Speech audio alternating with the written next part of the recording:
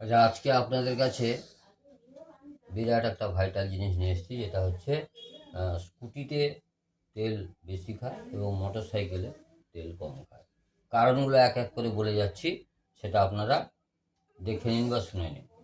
Air filter নিচে থাকার জন্য ফিল্টারে ডাস্ট বেশি পড়ে, ফলে হাওয়া যাওয়ার পথ বন্ধ হলেই তেল বেশি খেতে শুরু করবে। আর এখানে কি বলছে, এয়ার ফিল্টার সিটের নিচে থাকে, অর্থাৎ চাকার অনেকটাই উপরে, ফলে ডাস্ট কম পড়ে, এতে তেল কম খায়। দ্বিতীয় নম্বরে বলছে কি, এর ফ্লাই হুইলে হাওয়া তৈরি করার জন্য ব্লেড থাকে, ফলে এখানে কিছু হর্স পাওয়ার লস হয়, ফলে তেল বেশি খায়। আর ইঞ্জিনকে ঠান্ডা করার জন্য ব্লেডগুলি থাকে। এর ফ্লাই হুইলে কোনো ব্লেড থাকে না, কারণ গাড়িটি চলা শুরু করলেই ইঞ্জিনে হাওয়া বা বাতাস লাগতে থাকে, এতে ঠান্ডা হয়।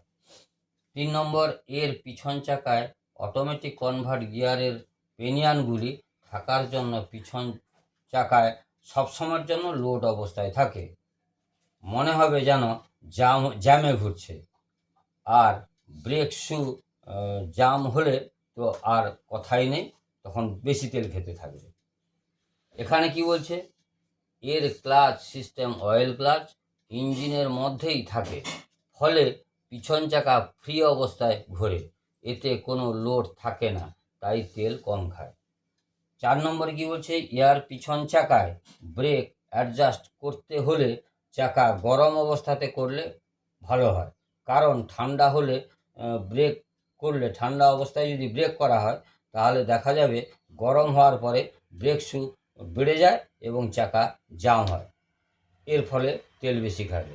এখানে যে কোনো অবস্থাতে ব্রেক অ্যাডজাস্ট করা যেতে পারে, তাতে কোনো অসুবিধে নেই। আচ্ছা, ড্রাই ক্লাচের জন্য প্রেসার বেশি পড়ে, ফলে তেল বেশি খায়। আর অয়েল ক্লাচ হওয়ার জন্য প্রেসার কম পড়ে, ফলে তেল কম খায়। এই দেখলাম, এই আপনাদের এটাকে বোঝালাম। এরপরে দেখে আপনারা সাবস্ক্রাইব করবেন। এর পরের ভিডিও আসছে অন্য জিনিস বোঝানোর জন্য।